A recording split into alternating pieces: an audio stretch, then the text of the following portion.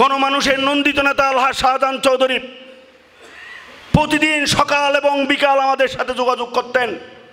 আমাদেরকে বলতেন, ছাত্ররা মেডিকেলে দাঁড়াবে, ওখানে লোক পাঠাও, স্টেশনে দাঁড়াবো, ওখানে লোক পাঠাও, জামা মসজিদে যাবো, ওখানে লোক পাঠাও, লালদিঘিতে যাবো, ওখানে লোক পাঠাও, নিউ মার্কেটে যাবো, ওখানে লোক পাঠাও।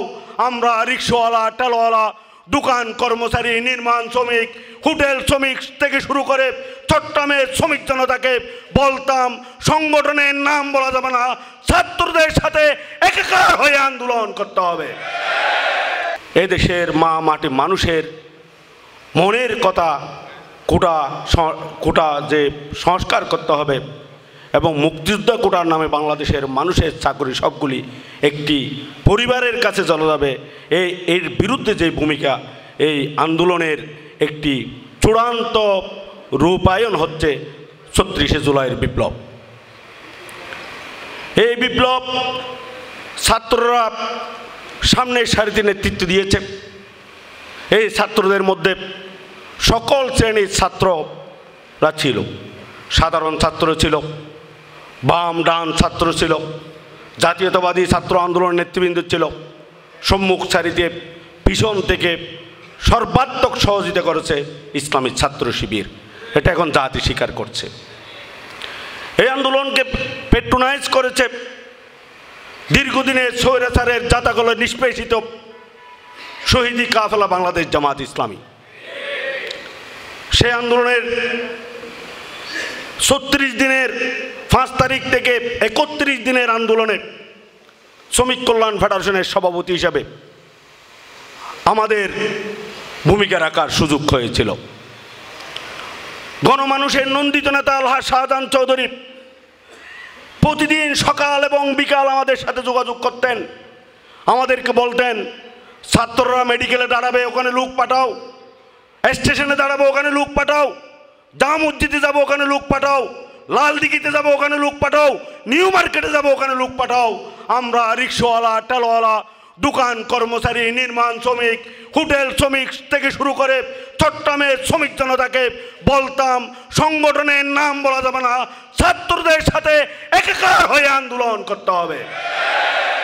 আজকে দুর্ভাগ্যজনক হলো সত্য, আমরা বৈষম্যের বিরুদ্ধে আন্দোলন করেছি, বৈষম্য বিরোধী কথা বলেছি, কিন্তু সেই দিন যে রিক্সাওয়ালারা জীবন দিয়েছে, আমার দোকান কর্মচারী জীবন দিয়েছে, ফারুক শহীদ হয়েছে, আমার সিএনজির ড্রাইভারের হাত চলে গিয়েছে, পঙ্গু হয়েছে, দোকান কর্মচারী নাড়ি বুড়ি বের করেছে, এদের ত্যাগের কথা কেউ বলে না।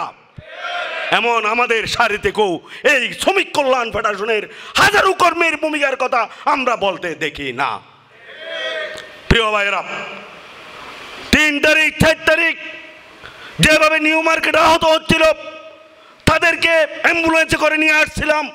ফয়সল ভাই সাক্ষী, এখানে নুরাইন ভাই সাক্ষী, আমাদের ফজলু ভাই সাক্ষী।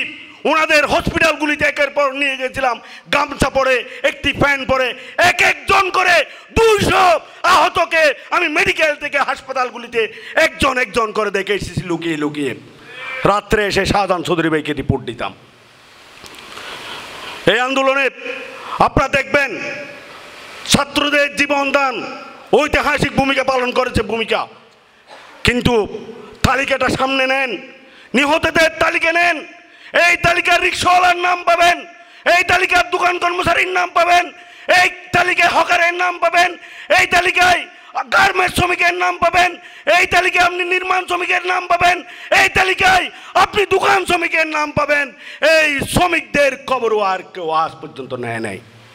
তবে বাংলাদেশের মানবিক আন্দোলনের নেতা, আমাদের ইসলামী আন্দোলনের ঐতিহাসিক নেতা, বিপ্লবী নেতা ডাক্তার শফিকুর রহমান প্রত্যেকের ঘরে ঘরে গিয়েছেন এবং টাকা পয়সা দিয়ে তাদেরকে সাহায্য করেছেন।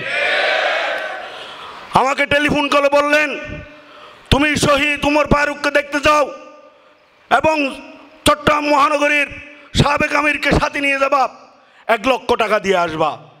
আমরা গেলাম, এই টাঙ্কির পাহাড়ে তার হাতে, পরিবারের হাতে টাকা দিয়ে আসলাম। রাত্রেবেলায় খবর নিলেন, তারপরে জিজ্ঞাসা করলেন তাদের চাকরির ব্যবস্থা করেছো কিনা। আলহামদুলিল্লাহ, আমির জামাতের নির্দেশে আমরা ওই বোনের যার স্বামী ইন্তেকাল করেছেন তার চাকরির ব্যবস্থা এবং ছেলেদের লেখাপড়ার একটা সুনির্দিষ্ট ব্যবস্থা আমরা করেছি। পরে আমির জামাত সফরে আসলেন, বললেন আমি 2 লাখ টাকা আজকে দেব। আমি বললাম আমির জামাত আগে 1 লাখ টাকা দিয়েছি। এটা শ্রমিকদের পক্ষ থেকে শ্রমিক নেতা দিয়েছে, জামাত ইসলামের পক্ষ থেকে ডাক্তার শফিকুর রহমান হাত শ্রমিকদের জন্য সংকুচিত হবে না। সেই দিন আমার বুক ভরে গিয়েছিল। বাংলাদেশে যদি কেউ ন্যায় প্রতিষ্ঠা করতে চায়, ইনসাফ প্রতিষ্ঠা করতে চায়, তা জামাত ইসলামের পক্ষে সম্ভব। আর তার নেতৃত্ব দেবেন ডাক্তার শফিকুর রহমান ইনশাআল্লাহ। অতএব আগামীর নতুন বাংলাদেশ গড়তে, আগামীর সুন্দর সমাজ গড়তে, ইনসাফের সমাজ গড়তে, শ্রমিক রিক্সাওয়ালা টেলার অধিকার প্রতিষ্ঠার জন্য একটি ন্যায়ভিত্তিক সমাজ করতে জামাত ইসলামের কোনো বিকল্প নাই। সেদিন জামাত ইসলামী ছাত্র শিবিরের নেতৃত্বে আমরা ভূমিকা রেখেছিলাম। আমি অনুরোধ করব ছাত্র শ্রমিক জনতাকে, আসুন নতুন বাংলাদেশ গড়তে, একটি ইনসাফের বাংলাদেশ করতে, উন্নত বাংলাদেশ করতে, স্বনির্ভর বাংলাদেশ করতে জামাত ইসলামীর আন্দোলনে শরিক হয়ে আগামী নির্বাচনকে আমরা ভূমিকা রাখি এবং জামাত ইসলামীকে পার্লামেন্টে পাঠিয়ে আমরা সেই সুযোগ করে দিই। আমা তৌফিক ইল্লা বিল্লাহ। আসসালামু আলাইকুম রহমতুল্লাহ।